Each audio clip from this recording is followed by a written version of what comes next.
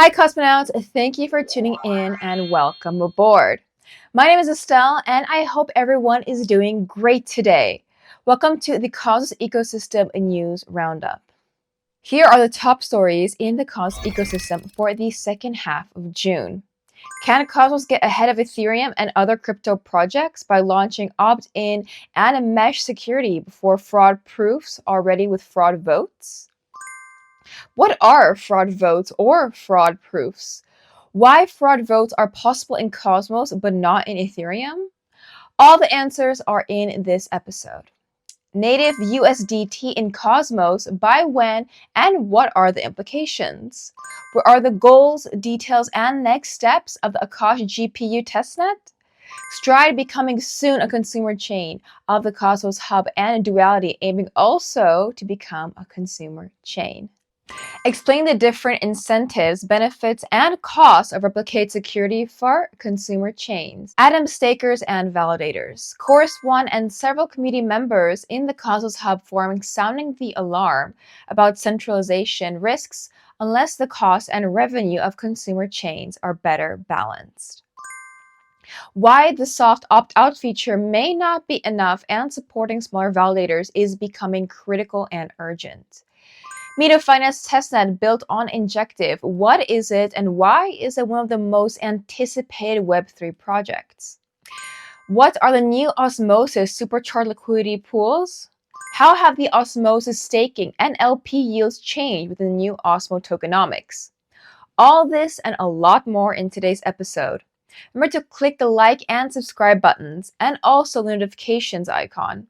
Remember that we recently included 3 new focus sections about Secret Network, Injective, and Stride. We are about to launch as well a new crypto regulations and compliance section in partnership with 2 leading Swiss firms focused in blockchain law and compliance. Without further intro, here's the news. Cosmonauts, there is discussion in the Cosmos Hub forum about enabling opt-in and mesh security with fraud votes. Let's first review again the differences between replicated security, opt-in security, and mesh security. Replicated security requires consumer chains to have a governance proposal passed on the provider chain before launching. Then, apart from the bottom 5% by voting power, who can soft opt out, all validators in the provider chain are required to run all consumer chains, leading to some cost concerns, especially for the smaller validators. Replicated security could launch already in the Cosmos Hub since fraud proofs are not required. The advantage of opt-in security is that the permissionless launch of consumer chains without a governance proposal is possible. Moreover, validators can choose whether to run certain consumer chains. Another advantage of opt-in security compared to mesh security is that consumer chains don't need their own validator set, similarly to replicated security. In addition, mesh security works differently by allowing stakers to delegate to validators on other chains. So why fraud proofs are required for opt-in and mesh security but not for replicated security?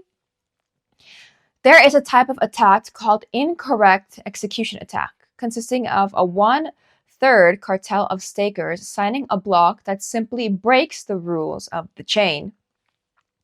The slashing for this type of attack is complex and requires fraud proofs which are still under development.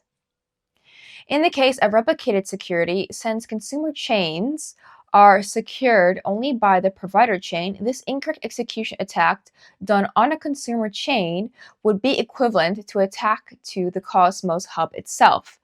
And since then, this would have a negative effect for the atom price. There are then incentives not to perform this attack.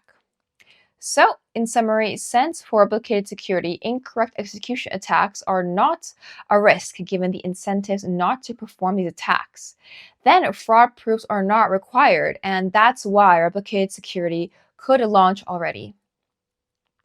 In the case of opt-in security or mesh security, these incentives not to do incorrect execution attacks and hence keep consumer chains safe are not so clear.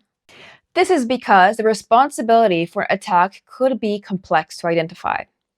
In the case of opt-in security, since only a subset of validators would opt in for a specific consumer chain, the negative effects on the price of Atom after an incorrect execution attack could be less and hence possibly not enough to prevent the attack, so fraud proofs will be required for slashing. The fraud proofs would also be required for mesh security, since here there are subsets of delegators, making it even more complex to identify responsibility for an incorrect execution attack. Since fraud proofs are still under development, this is preventing the launch of opt-in and mesh security. Now, the great news, Cosmonauts. In the case of Ethereum, since there is a lack of governance system like in Cosmos, they need to rely and wait for fraud proofs.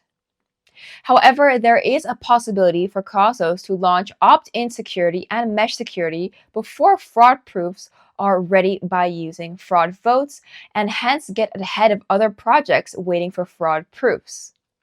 So basically, fraud votes would be a type of governance proposal for slashing related to incorrect execution attacks.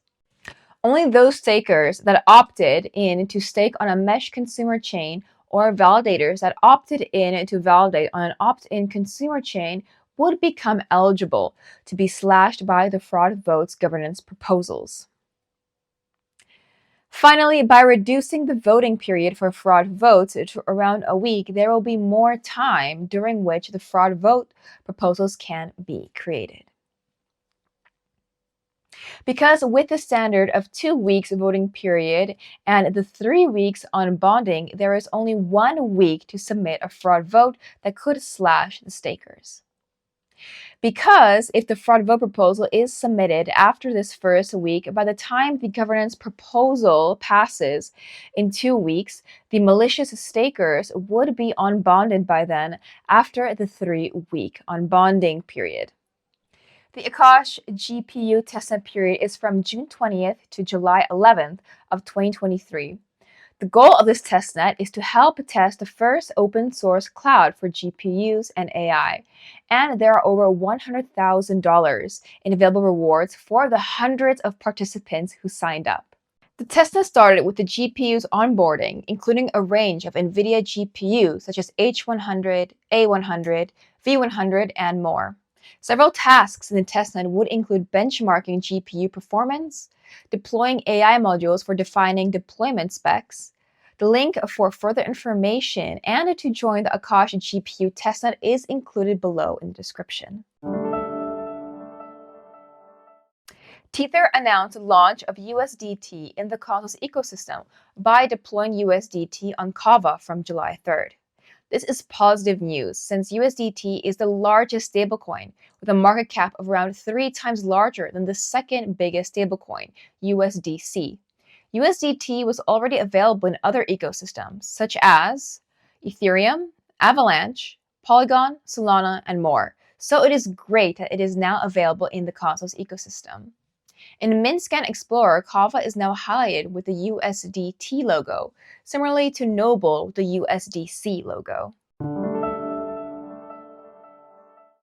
With the OmniFlix Hub upgrade v0.11.0, the existing OnFit and Marketplace modules will be updated and improved. Also, new modules will be introduced, the ITC or Interact to Claim module and the StreamPay module. These new modules are previously live on the testnet. The ITC module allows to create campaigns with the input of an NFT and a claim after interaction, which could be burn transfer or verify. This then allows participants that interact and claim to receive rewards in NFTs, fungible tokens, or both. The ITC module allows for better engagement of communities. The other new module, the StreamPay module, supports 3 types of programmable payment streams. Continuous, with tokens being streamed every second, periodic with a frequency hourly, daily, or weekly, for example, and delayed, which is similar to a scheduled transfer of tokens. Also, to this upgrade, OmniFlix also announced that through this integration with Babylon, now OmniFlix transactions have added protection with Bitcoin timestamps. Furthermore, following the launch of Nolus and Jutopia, the StreamSwap, which was built by OmniFlix, now Mito Finance, also announced that they will launch their token using StreamSwap. There are several updates regarding Cosmos Hub consumer chains. Firstly, Neutron, the first consumer chain onboarded, raised a $10 million funding round led by CoinFund and Binance Labs. Proposal 799 to onboard Stride as a consumer chain passed, and hence the Stride blockchain will transition to replicate security on July 19th. Stride will allow, similarly to Neutron, the bottom 5% of voting power validators to soft opt out. Proposal 800 passed to provide 450,000 ATOM from the community pool to the ST-ATOM/ATOM liquidity pool on Astroport Neutron. However, this 450,000 ATOM will be received by the 𝐂𝐴 to establish an ST-ATOM/ATOM liquidity position on Astroport Neutron. Also quoting from the proposal, if an alternative arrangement to steward the liquidity is not established by Cosmos Hub governance before October 1st of 2023, then on that date, the ATOM accelerator will begin the process of returning the full 450,000 ATOM to the community pool. The ST-ATOM/ATOM pool on Astroport Neutron will have some APR, which will be received by the 𝐂𝐴. There is no mention about this or whether all gains from the APR will be automatically added back to the pool. To obtain the ST-ATOM for the pool, the 𝐂𝐴 would need to liquid stake a large amount of ATOM via Stride. There is also no mention about the staking rewards from the staking these ATOM, or whether the 𝐂𝐴 will keep the rewards or add all the rewards to the pools also. Also, with this liquid staked ATOM and pool liquidity provision, the 𝐂𝐴 may become eligible for some large future airdrops or additional rewards from the consumer chains joining the Cosmos Hub and rewarding stakers. There is also no mention about these issues in the proposal, which shows a lack of transparency towards the Cosmos Hub community. Duality presented a proposal to onboard as a consumer chain in the Cosmos Hub. For projects such as Neutron, Stride Duality, or other upcoming consumer chains, it is great to become a consumer chain because they benefit from the security of the Cosmos Hub just by having a governance proposal approved. For ATOM, stakers is great also since they have no additional costs and potentially some new rewards to be earned from the consumer chains. However, for validators, the situation is very different, and we will use Neutron as an example, which can be used for any other consumer chain joining.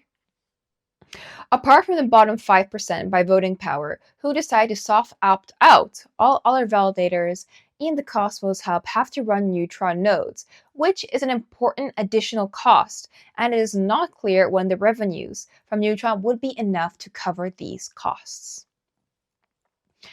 Chorus One, Pumpmos, and others also pointed out in the Cosmos Hub forum sounding the alarm, because for every consumer chain that joins, the costs for validators multiply. And since it seems not likely that the revenues from consumer chains will be enough to cover these costs anytime soon, this poses a huge centralization risk for the Cosmos Hub. The more consumer chains that join, the higher the number of validators that will be running at a loss and that may need to leave the Cosmos Hub. Then validators previously eligible for the soft opt-out may then need to run nodes for all consumer chains, likely forcing them to also stop operations. As all these validators leave, stake will concentrate even more in the larger validators at an accelerating rate. Then, if the stake is increasingly centralized in the Cosmos Hub rather than decentralized, the value of replicate security would decrease, since a 1/3 halting attack or even a 2/3 attack would be riskier, leading also to a decrease in value for ATOM. This means that improving the decentralization in the Cosmos Hub, meaning supporting also smaller validators, is becoming increasingly critical and very urgent. The staking proposal in the Cosmos Hub 801, titled Gravity DEX Liquidity Module Removal, passed. It was decided to remove this module due to its lack of utility and cost of keeping it on the Cosmos Hub. During the next Cosmos Hub upgrade, a migration script will run, which will return 99% of the unwithdrawn tokens directly back to the identified owners.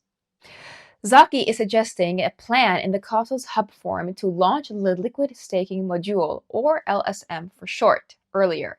Instead of waiting to be launched as a modular part of the SDK, it could be launched earlier as a separate branch. The suggested plan is to keep the LSM as a separate SDK branch for several Cosmos Hub releases until the SDK 0.50, expecting in autumn of 2023. Then the LSM could be a modular part of the SDK and the LSM branches could be removed.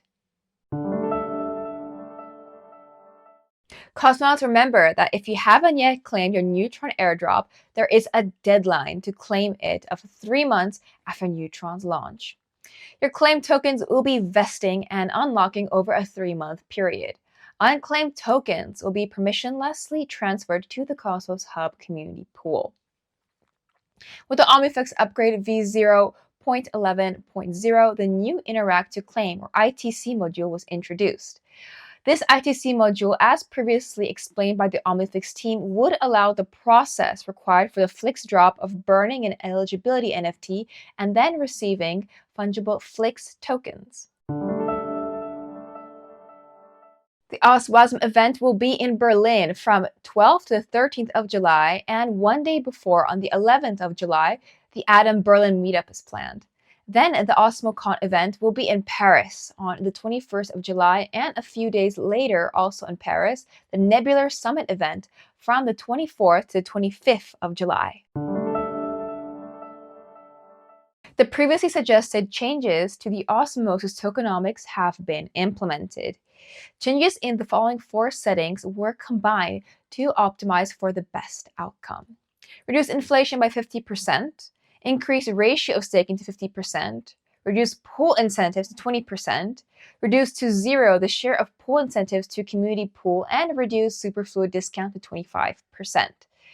As you can see here, by adjusting these 4 parameters, the overall result was that the inflation and circulatory inflation was reduced, while the net staking yield and net LP yield were increased. 2 proposals passed to approve the initial supercharged liquidity incentive structure and the authorization of mechanism and process of the deployment of supercharged liquidity pools on Osmosis. Thanks to these pools, there is a major improvement over the efficiency of liquidity on Osmosis by concentrating liquidity provider tokens and around any chosen finite token ratio. Users in Osmosis will be able to migrate their liquidity into a new position in the respective supercharged liquidity pool without the 14-day unbonding period, preserving also the superfluid staking status. Regarding their incentives model for supercharged liquidity, it would be based on the amount of liquidity being utilized, and incentives are manually claimed rather than distributed at epoch. Moreover, supercharged liquidity positions won't be bonded, but bonding would be required for users wishing to participate in superfluid staking. There will be incentives to encourage migration from classic pools to supercharged pools once all pools have been migrated. Then the permissionless supercharged pool creation will be proposed. Until then, it will be permissioned through governance. In addition, for the permissionless creation, it would still be restricted to a whitelist of quote asset managed through governance. Wind announced Wind Jungle to allow the creation of pools without the on-chain governance waiting period. With Wind Jungle, it is possible to create a pool for 500 Wind tokens and start engaging in the Wind DeFi ecosystem. Demi released an article explaining why he is bullish on Juno. The article covers the origin of Juno, the strengths of Juno, as well as suggested actions to address urgent issues related to Juno. To read the full article, the link is in the description. Persistence announced that the Foundation Delegation Program Round 3 will be postponed and the delegations from the round 2 will be extended and potentially adjusted. Once the next chain upgrade is completed, Persistence will share the new timelines for the round 3 of the Foundation Delegation Program. Babylon announced its testnet integration with Persistence, thus providing additional security to Persistence by leveraging the security of Bitcoin as a reliable timestamping service. This partnership brings enhanced transaction security and strengthened infrastructure to Persistence. The Mantle wallet offers a wide range of functionalities beyond voting, staking, or send-in transactions. It is possible also to do farming directly from the Mantle wallet and several other additional functionalities. To learn more about farming via the AssetMantle wallet or to check directly these functionalities, we included the links below. Some amazing art from the Mantle Place includes the Sheratons of Osaka, Alone Yellow Edition, Dope Skulls, or Alpha Citizens. There are Mantle Place creator quests available in Zeely with MNTL tokens as reward. The Frontier wallet announced MNTL staking available in the Frontier extension. Secret Network released a tutorial on how to use the secret tunnel. While the tutorial is specific for Binance Smart Chain, the same steps can be used for other networks such as Polygon, Avalanche, Ethereum, and more. Since the asset bridge are converted to SNP25, they are private by default. To see the balances, you must have a permit or viewing key. To check the tutorial, you can follow the link below. A Secret Network article explores the blockchain privacy limitations of zero-knowledge proofs, or ZKPs for short. The article explained that what are ZKPs and mentions that while ZKPs are great for peer-to-peer transactions, it isn't ideal and can't keep that same data private on a global scale or in the realm of secure computation. The article claims that making DeFi private isn't possible with ZKPs alone, since ZKPs cannot make a smart contract or a DEX private.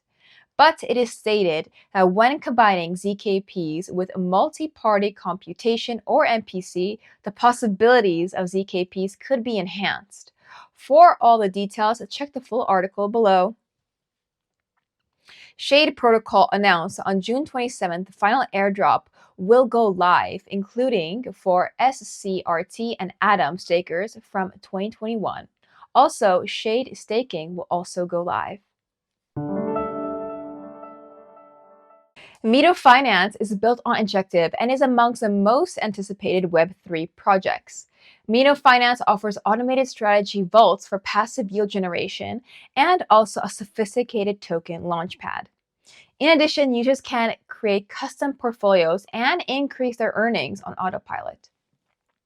From the 22nd of June, selected community members were able to begin using the Mito testnet in order to automate their trades and earnings. Helix is a decentralized derivatives exchange built on Injective, allowing to trade unlimited cross-chain spot and future markets. Recently, it reached over $10 billion in volume, thus becoming one of the largest DeFi protocols. As more protocols revenue is generated by dApps built on Injective, more burns are done led by the Injective community. Recently, $50,000 in ING was burnt by the community, being one of the largest burns so far. The current Stride incentive program began on June 7th and will end on July 6th. Then on July 7th, a new 30-day program will begin. These incentives will be provided in various ST token pools in Osmosis, Forge in Evmos, Shade on Secret Network, and Astroport. For the 30 days, there will be in total incentives of around 182,000 STRD tokens and around $160,000 worth of other tokens. STIBCX launched, which is the first liquid staked index token. By liquid staking IBCX, it is possible to receive STIBCX backed by the same tokens as IBCX, but liquid staked by Stride. However, when a token in the IBCX basket isn't available yet for liquid staking in Stride, it would be included in its unstaked form. These tokens will be liquid staked once they are available for liquid staking on Stride in the future. 𝐂𝐲𝐸 received a crypto custody license in France. 𝐂𝐲𝐸 is a leader in Europe for asset servicing with several trillions of dollars worth of assets under custody and under management. And that's all for today's Cosmos Ecosystem bi-weekly review, Cosmonauts. If you enjoyed it, please remember to click the like button, the subscribe button, and also the bell notifications icon. Thank you so much for watching, Cosmonauts, and I'll be seeing you all very soon in the next episode.